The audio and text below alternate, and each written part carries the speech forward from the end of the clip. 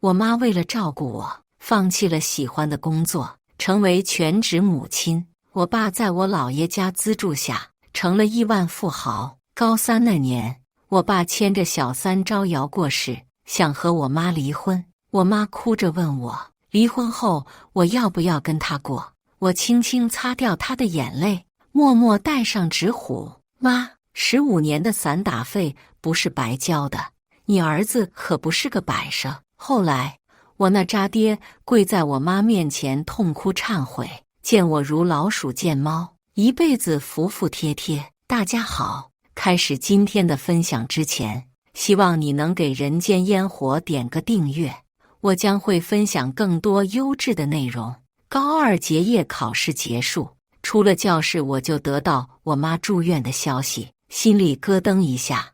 我妈妈身体一向很好的，我立刻赶到医院，询问了医生，才知道她是怒急攻心，可她是全世界最好脾气的人。在我再三追问下，我姥姥才说，是我爸在外面有人了，已经半年了。我妈一直忍着，可昨天他竟然带着那女人登了我爷家的门，正好被我妈撞上，他就给我妈扔下一句话，你也看到了，我和他分不开，你俩就当姐妹儿处吧。我妈又生气又伤心过度，直接晕了。堂堂，你爸爸没良心，刚打电话说要跟你妈妈离婚。我姥姥忍不住哽咽，妈妈躺在病床上，把脸埋在枕头里，也哭了。我把妈妈接回家休养，整整1天，我都没有接到我爸任何关心的电话。到了晚上，我妈妈突然把我叫到身边，你爸明天要给那个狐狸精举办生日宴，他是铁了心的要跟我离婚了。儿子，你想跟他还是跟妈妈？妈，我给你和我姥姥报了个环球游轮，你出去1个月散散心，什么事都不用想，也不用管。你从我7岁开始就给我报散打班，这10多年的学费可不是白交的。他是你爸，你可不要乱来呀！我安慰了老妈半天，开始给她收拾行李。深夜，妈妈终于睡了，我独自坐在卧室，看着挂得满墙的照片，心中倒海翻江。20年多年前，我爸爸一无所有，追求到了我妈妈，在我姥爷家资助下，他才有了做生意的第1桶金，逐渐地做到了金氏前10的大企业，上了本地财富的排行榜。他们结婚后第3年，有了我妈妈就立刻辞去了她喜欢的工作，全职带娃。这么多年，是我妈妈在消耗青春，为我们这个家遮风挡雨。我实在没料到，当年对我妈视作珍宝的爸爸，竟会背叛她。我爸选择这个时候给小三举办高规格的生日宴，无非是破釜沉舟，连名声都不要了，逼我妈离婚。我怎么可能让他们得逞？我直奔了宴会酒店，最大包间里竟摆下10座酒席。我爸是个场面人，身边的狐朋狗友很多，还有很多生意上的往来伙伴，黑的白的，多少都有点关系。总之，在我们这算是比较厉害的角色。此刻，老周正坐在主桌上，春风得意，侃侃而谈。坐在他一旁的穿着性感、光鲜亮丽的女人，肯定就是那个小三了。最让我惊讶的，这个女人的家人竟然也到场了，还坐在主桌。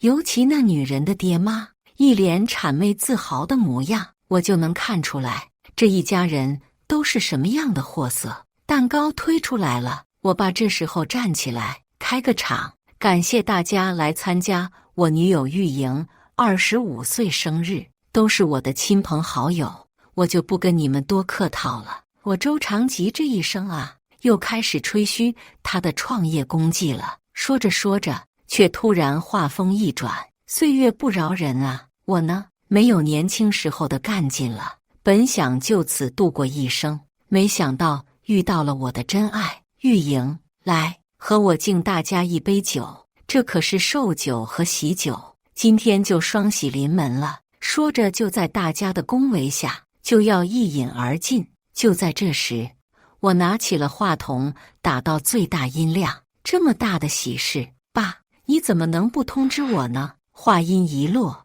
满堂皆惊。我摘掉了口罩，径直走到主桌前，我爸的脸当场就掉下来了。他怒视了一眼助理，后者吓得满头是汗，还以为是他透露给我的消息。不过见惯了风浪的老周立刻掩下了不满。周阳，你怎么在这？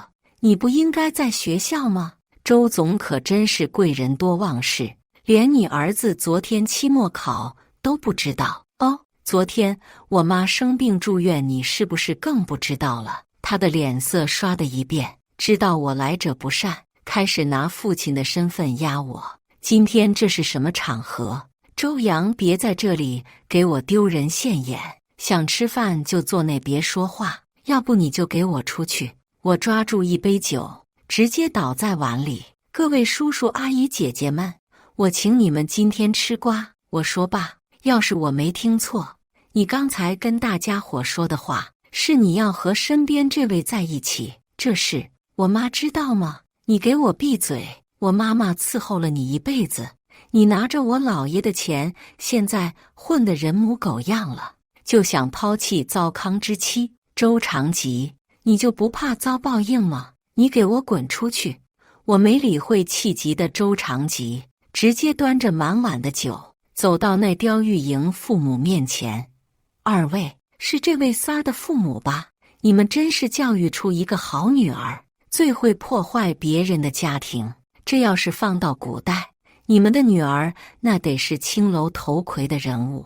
说着，我啪地把一碗酒完完整整地泼在刁玉莹的脸上，她嗷的一嗓子从座位上弹了起来。所有人都被这突如其来的变故惊了一跳。周长吉彻底破防了，伸手就要扇我耳光。我1.83米，180斤，肌肉比78%。我一把抓住老周的胳膊，瞬间就给他按在桌子上，咔嚓一下卸了他的胳膊。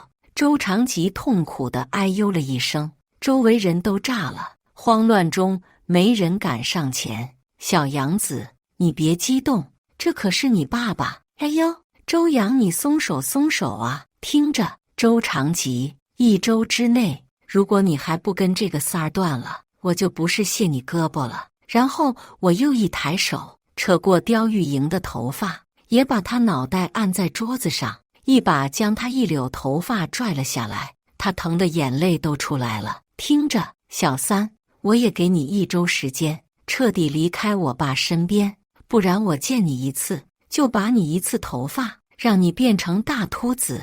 你看我爸爸还要不要你？刁玉莹父母气急败坏，报警，杀人了！报警啊！给我报警！女儿，我女儿，你给我放手！你这个小畜生！我松开这对渣男贱女，双手扣住这是20人坐的大桌子，一用力气哗啦一下，掀翻在地，噼里啪啦，满桌的珍馐佳肴全都掀翻在地，精美瓷器酒杯摔了个粉碎。从今天开始，我不会叫你爸。周长吉，你给我听着，如果在外面，只要让我遇到你和三儿同时出现，我遇到1次就揍你们1次，遇到10次就揍你们10次，最后送你们一句话：抛弃糟糠之妻的和破坏人家家庭的，都是猪狗不如的畜生。我说完，啐了大大一口的唾沫，径直往外就走。包间那么大动静，饭店的保安也想拦我，可他们没敢。大堂经理跑来，急出一身汗。周长吉，光天化日在这里行凶，周总，我这就报警，报你奶奶个腿！周长吉破口大骂，在众人的惊世骇俗的眼神中，我扬长而去。这件事没有见报，肯定是周长吉压下来了。但世界上没有不透风的墙，很快一些图片和传闻全都流了出来。第2天，我几个要好的死党就不约而同跑到了我家，一进门，一群人就要给我磕一个。杨少，您老真够猛的，亲爹都揍，没揍，就是卸了个胳膊。卧槽，你就不怕天打雷劈？那也得先劈了周长吉。然后哥几个开始对周长吉的单方面吐槽，因为平时我妈妈对他们特别好，几乎也是看着他们长起来的，都认了我妈当干妈。你这么一闹，估计周叔得掂量了。我灌了一口酒，你们不了解我爸，他要是这么轻易服输，就不是周长吉了。怎么，他还真铁了心要抛妻弃子，跟那三儿一块过呀？他脑子有泡吧？老张，你堂哥不是干那个什么律所的吗？没错，给咱妈多分点财产。毛线！我一把捏爆了酒瓶子，我不可能让他们离婚。我爸妈的钱，那3-1毛钱都拿不走，让你堂哥给帮个忙。我要那三儿和他们家族3辈的所有详细资料。杨儿，咱妈受了欺负，你说吧，让哥几个出个力。然后我把计划跟他们简单透露了一下，几个死党听了嘬牙花。要论狠，谁都狠不过我们杨少啊！可你这样，你确认你爸不会大义灭亲，连你这个亲儿子都不要了？我哼了一声，举起酒瓶，一把砸中了墙上我爸的照片。他不会，你可别任性啊！养子虎毒食子的故事可不少，他不敢。他没有生育能力了，我是周家唯一的后代，如果我有事，我爷第一个要掐死他。他们面面相觑，不约而同地伸出大拇指，难怪当着那么多人面大闹宴会厅都没事呢。特么的，原来如此啊！大闹生日宴这是过去了，老周消停了3天，第4天就又亲自开车去接刁玉莹下班了。张扬堂哥给我发来了照片，周长吉捧着玫瑰依在他新提的迈巴赫上，刁玉莹一脸灿烂地搂着他的胳膊，赤裸裸地秀恩爱，显然把我在生日宴的警告当成耳旁风了。第2天一早，我就带着联系好的武士队，拉着大大的横幅去了我爸公司大厦。他全家的资料我全都掌握，这个女人是野鸡大学毕业的，开始就是我爸旗下一个子公司的小职员，后来成功上马，挤掉了我爸的秘书，成为他的私人助理。很快，私人就变成私有，俩人就滚了床单。我爸这人年轻时候就是一混子，我也不知道我妈妈看上他哪里了。我妈妈出身书香门第，人都是这样吧，越是没有的越是喜欢。年轻时候我爸舍命救过我妈一次，凭借这点机缘，他就爱得一发不可收拾。人到中年，我爸也没改掉混不吝的气质，不然身为老板肯定也做不成在自家公司面前出轨泡秘书的事情。脸已经彻底不要了，不幸中的万幸，遇到了同样不要脸的我，以鄙人之道还治鄙人之身的办法对待人渣，再合适不过了。我坐在大厦2楼咖啡厅，戴着鸭舌帽，看着楼下武士队和秧歌队锣鼓喧天地舞动起来，几十米的条幅打出刺目标语：恭喜丰源集团总经理周长吉先生抛弃糟糠之妻，和小三刁玉莹女士恋爱快乐，渣男贱女请锁死。锣鼓声声震耳，秧歌队人物越扭越带劲，围着的人越来越多，不知道的还以为什么大店开业呢。挤进来一看，全都大跌眼镜。保安开始出来驱赶阻拦，但是碍于人数太多，我可是请了5个队伍过来，足有30-40号人。我的手机突兀地响起，是周长吉打来的。我挂断又响，挂断又响，最后他终于按捺不住发来语音：你个小王八羔子，这么害你老子，对你有什么好处？我回了一条：昨天又出来显摆了，你和那三儿1天不分，我就让你1天不得安宁。老子扒了你的皮，还是先管你自己的脸皮吧。今天可是你公司的股东大会，周总自求多福，他已经气急败坏，我直接关机，看着楼下警察来了，我这才起身下楼。丰源集团的人气急败坏，警察同志，请把这些寻衅滋事的人全都抓起来。警察叔叔，我们今天庆祝酒店开业，热闹一下，已经提前跟局里报备了。您看，这是批准文件。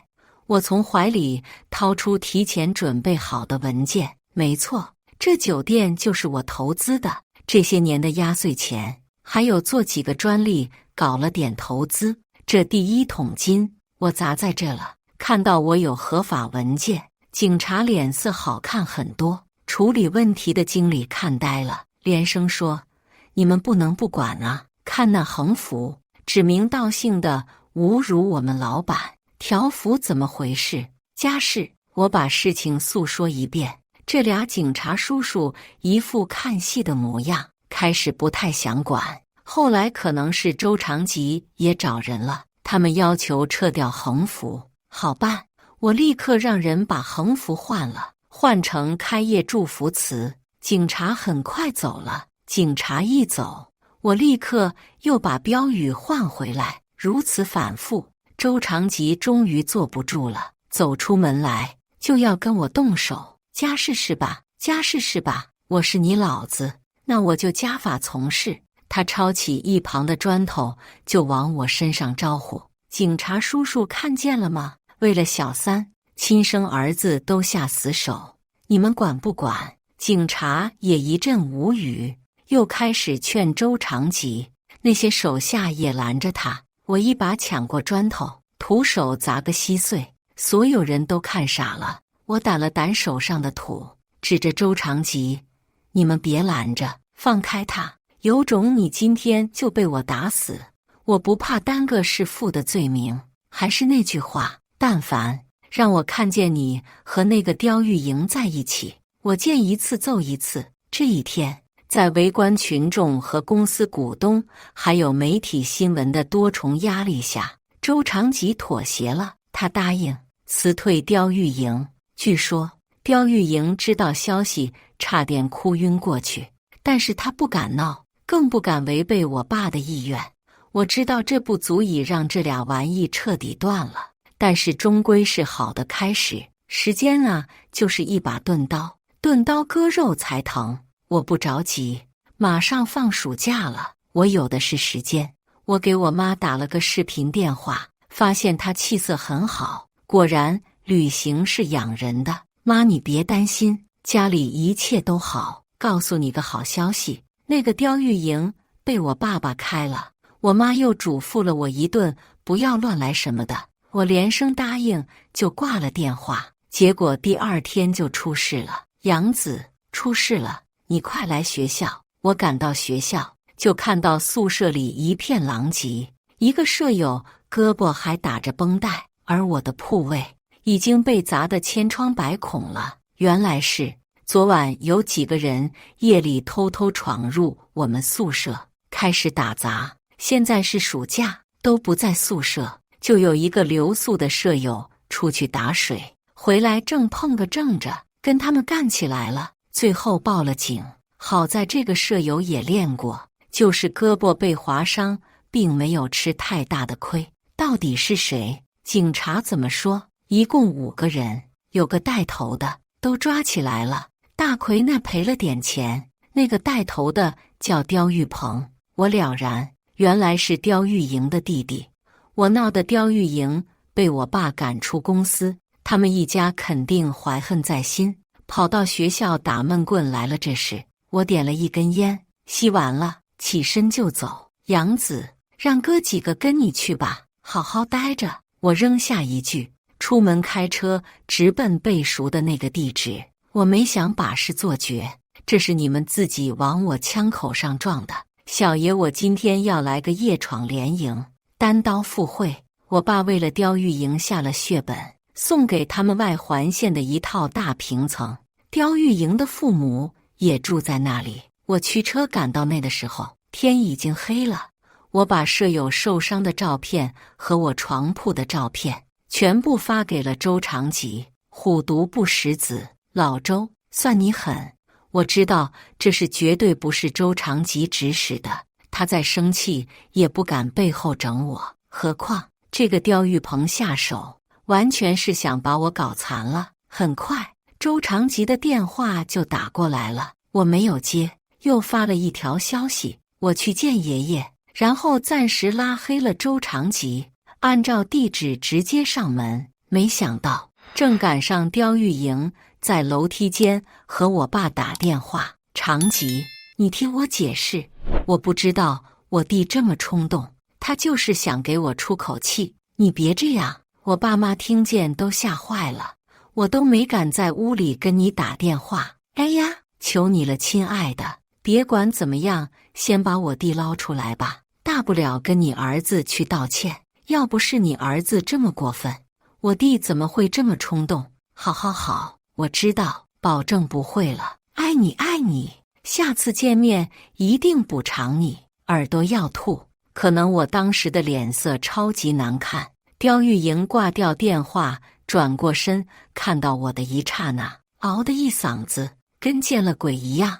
他爸妈听见了喊声，开门就跑了出来，看到我也是惊了一跳。我没和他们废话，直接走进了大平层，他们赶紧追了过来，门被关上。刁玉莹似乎有点怕我，藏在他爸爸身后。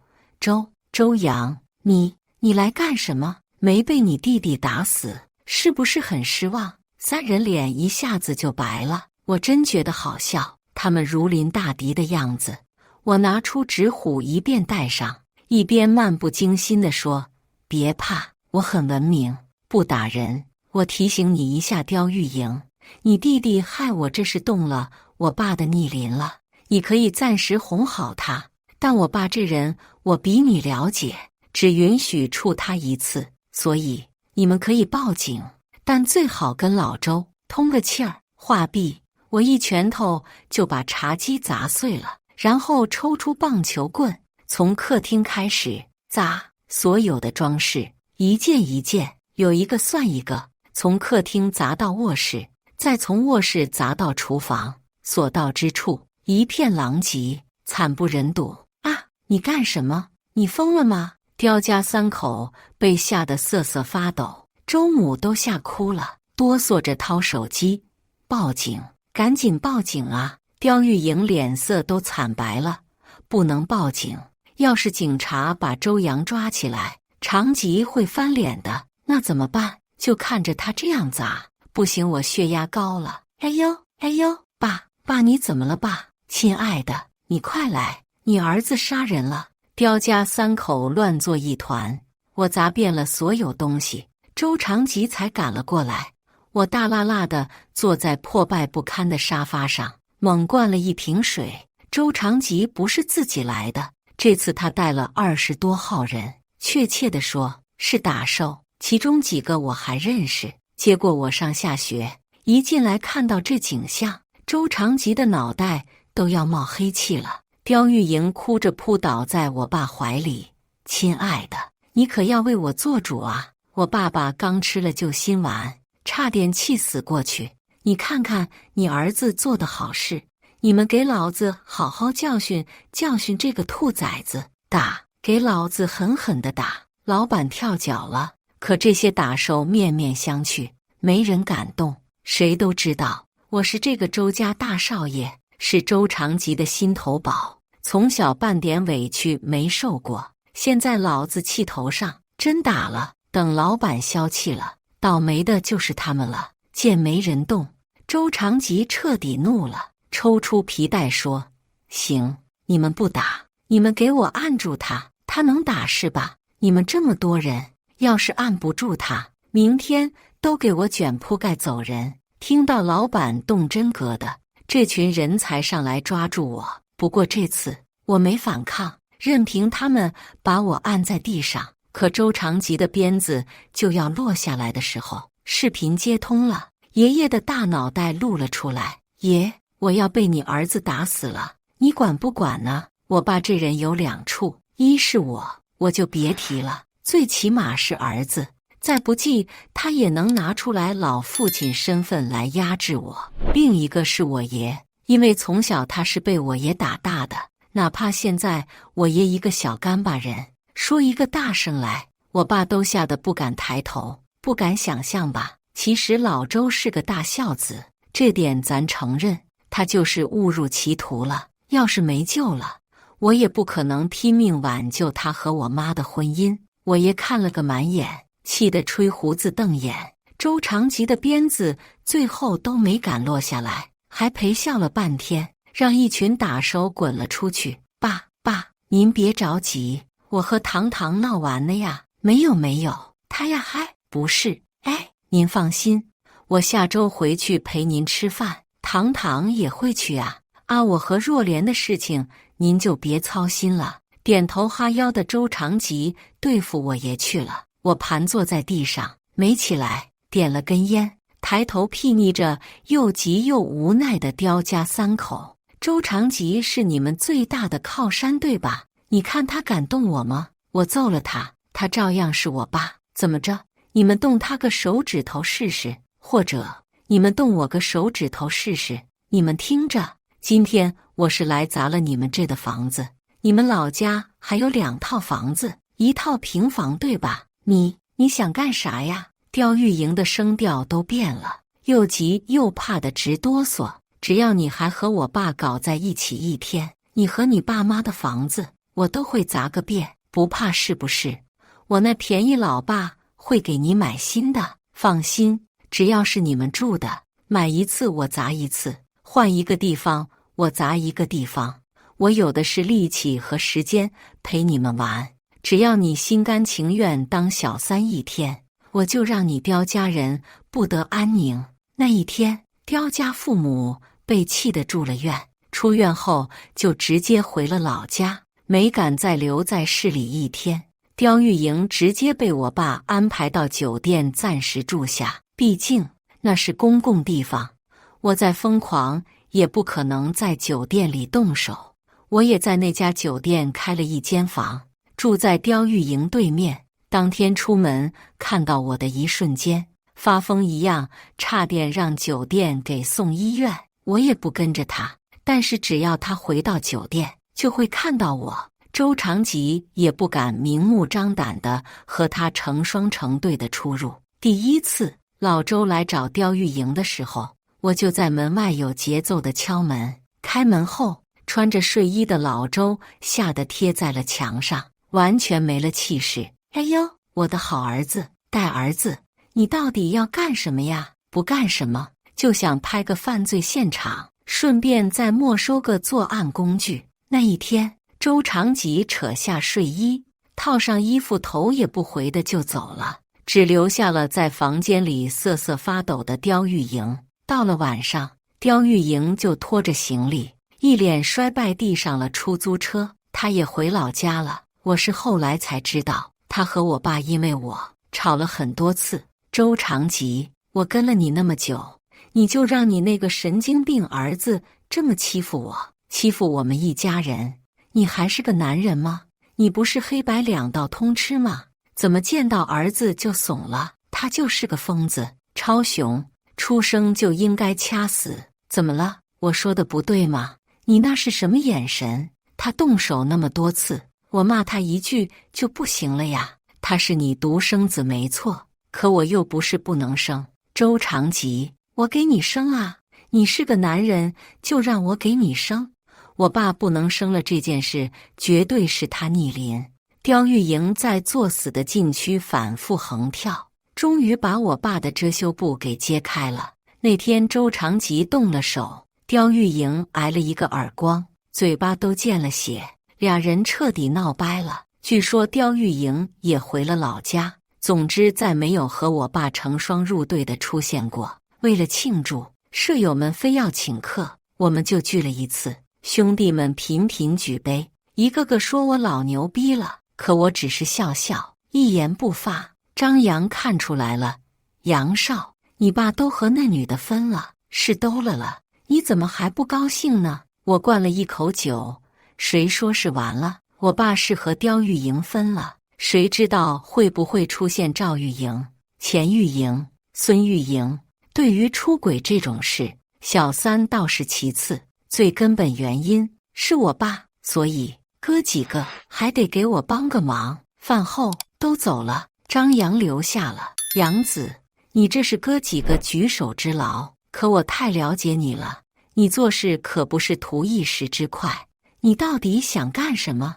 我接过他递过来的一支烟，对着叶枫猛吸了一口。我要让我爸对出轨这件事彻底绝缘。刁玉莹弟弟刁玉鹏从局子里出来后，在老家老实了几天，看到自己的父母像落败的鸭子一样回到老家，就再也坐不住了。尤其是看到刁玉莹被我爸赶走了，首富小舅子当不成，他彻底绷不住了。他回到市里想找我爸讲条件，可他连我爸的面都见不到，在公司闹了2次就被报警吓跑了。那一天晚上，他正和几个狐朋狗友在小巷子地摊上撸串，一边撸一边大骂周长吉。我舍友带了一批人过去，把这些人按地上就一顿揍，尤其是之前被刁玉鹏宿舍袭击挂了彩的大奎，把刁玉鹏的脸都按进了臭水沟里。你个狗杂种，也不看看自己什么东西，敢找周老板的麻烦，找死了吧！你们一家子看不清自己的位置啊！你姐不过是周总的一个玩物，玩腻了自己就扔了，你别跟个狗皮膏药一样甩都甩不掉，再跑周哥那丢人现眼，信不信新账旧账一起算？你跟周少爷比得了吗？人比人能死，货比货得扔，你算个什么东西？那天他们逮着什么难听骂什么，总之一个宗旨。刁玉鹏身上没有实质性的伤害，只是把他的自尊彻底碾碎，每一个字都刺激到他的神经。家庭聚餐的日子又到了，我按时回到爷爷家。爷爷讨厌室内的喧哗，周长吉特地给他在郊区买了个带院子的小别墅。周长吉一大早就带着大包小包的回来了。经过这一暑假，周长吉看到我眼神有点飘忽不定，厨师做好了菜就走了，屋子里就留下了我们爷仨。爷爷知道我们父子关系有点僵，吃了饭就发了话：你们爷俩去水库给我钓个鱼，不钓上来10条，不许回来。周长吉开车直接带着我就奔了水库，摸上杆儿。周长吉开始语重心长地给我洗脑：儿子，你还年轻，有很多事不懂。你说男人图什么？无非就是那么点事，别太当真，也别太较劲。你怎么这都是我儿子，咱爷俩没啥过不去的。我不懂，但是我只知道你不能辜负我妈。你妈是我媳妇，我们20多年，我能伤害她吗？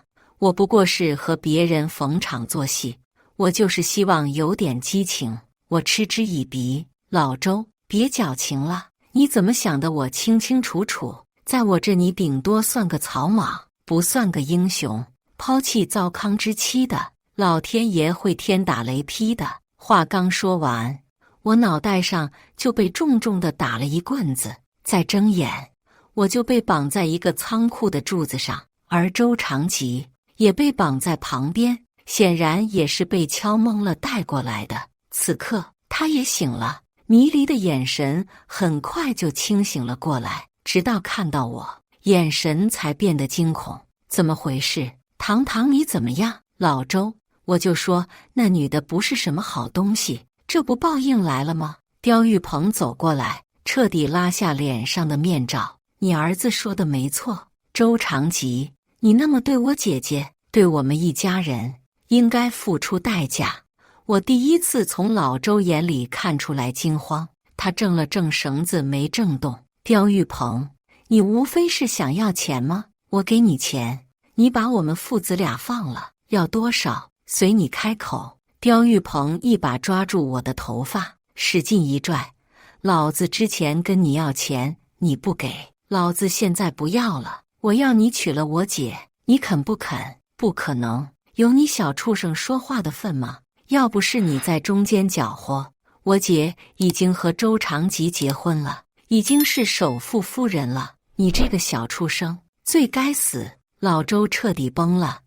你别动我儿子啊！刁玉鹏，你要钱这事还有缓，你要是敢动我儿子，我他妈把你撕碎了，把你们祖宗18代祖坟刨了，信不信？行，我成全你们父子情深啊！这是18楼，你们爷俩得有一个跳下去，选吧。刁玉鹏和同伙把我和老周解下来，反绑着手拽到阳台上，地下一片荒芜，这是座废弃的烂尾楼，不可能有人来救我们了。周长吉红了眼眶，盯着我：儿子，是爸爸的错，你是我老周家唯一的苗，你不能出事，你要是出事，我跟你妈没法交代，我跟你爷爷没法交代，我自己都得砍死我自己。儿子，你跟爸爸动手，怎么就没把你爸爸打醒呢？爸爸还想看你考上好大学，还想看你结婚生子呢。算了，爸爸惹的祸，爸爸来担。周长吉说着就要往下跳。爸，你不能出事，你出事我妈也活不了，你们谁我也离不开，我不能没有妈，更不能没有爸。对不住了老周，跟我妈说，儿子永远爱她。风呼啸而起，我双膝屈起，做起跳状。儿子，不要！周长吉凄厉的声音划破天空。3天后，我从医院病床上醒来，映入眼帘的是身穿病号服的周长吉，还有我妈、姥姥和爷爷。我妈趴到我身上，哭得几乎要昏厥。据说我被拉回医院的时候，已经昏迷不醒了。那一天我屈膝下跳的瞬间，就挣开了手上的绳子，和刁玉鹏就打在一起。他肯定不是我的对手，但是这伙人用我爸当挡箭牌，我肩头挨了一刀，但也把这群人制服了。我被送入了医院，因为失血过多，迟迟不醒。我妈赶了回来，看见我的第一眼，转身就给我爸啪啪2个大耳光。这半生，我妈从来没跟我爸红过眼，这2巴掌给我爸打哭了。一个接近1.8米的汉子扑通跪在我妈面前，抱着她的大腿猛哭：对不起，老婆，我错了，我错了！把在场的所有人都吓了一跳。我醒来之后，所有人都觉得天亮了。我姥姥和我爷差点把漫天神佛都求遍了。我爸抱着我和我妈嗷嗷哭，说这辈子、下辈子、下辈子都要在一起，绝不分开了。我妈妈的泪水浸湿了我的病号服。我转过头去，猩红的眼眶逐渐恢复平静。这就是我要的最终结果。彻底恢复后，我请了一顿大餐，吃饭酒吧一条龙服务，跟哥几个道谢。饭局上，所有人都盯着我看个不停。我抖了抖身体，哥们真没事，你们把心放肚子里。哥几个渴望的眼神让我特别心虚。我把这些事一五一十全跟他们和盘托出。从我第一次大闹生日宴之后，我就把刁家人摸了一个清，尤其是刁玉鹏这个人，从小不学无术，心比天高，但是能力一般，心狠手辣，小时候甚至差点弄瞎同学的眼睛。最关键的，他暗地里干了不少在法律边缘横跳的事情。我承认，我利用了他野心不死的这个特点。从那天，我就用一个变声电话和他联系，告诉他我是周长吉的一个仇人，我恨他。他开始是相当戒备的，还骂我是神经病。毕竟他差点成为周长吉的大舅哥，一步登天。后来梦破碎，我舍友们又对他一同刺激。那天他被狠狠踩在泥土里，我当晚就找到他，告诉他我和老周去钓鱼的时间。我告诉刁玉鹏，做一个选择游戏，出口气，并不是闹出真的人命来。钱和气都出了，就痛快了。当然，我提前做了准备，手中隐藏的小刀，其实那绳子不用刀，我也挣脱开了，对我不算难。就连他给我的那一闷棍，其实我都没晕，只不过配合了他一下。我的目的就是要给我爸一个深刻的教训。什么教训最深刻？写的教训，亲儿子写的教训，足够。周长吉，记忆深刻的触目惊心一辈子。所以砍在我肩头的那一刀，也是我故意放水了。不过我有把握，只砍皮肉，不会太伤及筋骨，而且还能把刁玉鹏这一伙心术不正的隐形犯罪分子全都送进去，一举两得。唯一的愧疚就是让我妈妈，我的亲人，跟着担心了。没有彻骨寒，哪来梅花香啊？跟他们说声对不起吧。听我絮叨完，哥几个都愣了，半天才有了反应。周阳，我庆幸没跟你是敌人，你特么绝了，够狠，够味，够牛掰，老子喜欢。杨哥，咱走一个。刁玉鹏彻底进去了，面临不下10年的牢狱之灾。刁家人连求情都没敢，事情尘埃落定了。我投入了紧张的高3学习中，后来考上心仪的大学，暑假就被我爸爸拉到集团管理项目了。我26岁的时候，我爸彻底撒手不管了，天天和我妈妈腻在一起，到处旅游。再后来，我30岁结婚生子，我爸爸像个老顽童，孩子又成了他的心头肉，溺爱程度比我爷爷对我还过之而无不及。但是我真的急眼了，他也会悻悻然作罢。邻居都笑话他，年轻时怕老子，中年怕媳妇，老年怕儿子。我爸摇着蒲扇，一副你们羡慕去吧。我的妻子也是名起千金，属于门当户对吧？不过我不是刻意的商业联姻，我们确实是一见钟情，缘分使然吧。家庭聚餐依旧保持着，每次都会看到我爸和我妈不经意撒狗粮。后来妻子慢慢知道了他们的那些事，问过我一个问题，都说女人要觉醒，当年爸爸那么过分，你为什么不支持咱妈跟爸爸离婚呢？你那么清醒，应该知道强扭的瓜不甜吧。我亲吻妻子，把她放到我的腿上抱住。都说他们那个年代的女人是婚姻的牺牲品，但是我妈不是，我妈是特别爱我爸爸的。我坚信我爸爸也爱我妈，他被世俗迷惑了双眼，误入了歧途。我妈妈精心呵护了那么多年的婚姻和家庭，已经长成枝繁茂盛的参天大树，凭什么要让别人去乘凉呢？如果他们之间再没有半分的感情，我也会支持他们分开。但我知道他们不是，所以就算一时快意分开，他们的后半生也不会愉快。我们看着爸妈正在厨房里一起研究汤菜的样子，像2个老顽童。我妈妈不会真的愉快，现在就挺好。亲爱的，我再告诉你一个秘密吧。妻子把脸扭过来，认真地看着我。我爸之所以不能再要孩子，是因为当年他们在乡下跑业务，他为了救我的妈妈，在污水里举着我妈泡了3天3夜，生死一线，应当无可替代。以上就是今天分享的故事，大家有什么想说的、想吐槽的，欢迎在下方评论交流，也更希望能给人间烟火点个订阅，我将会分享更多优质的故事内容。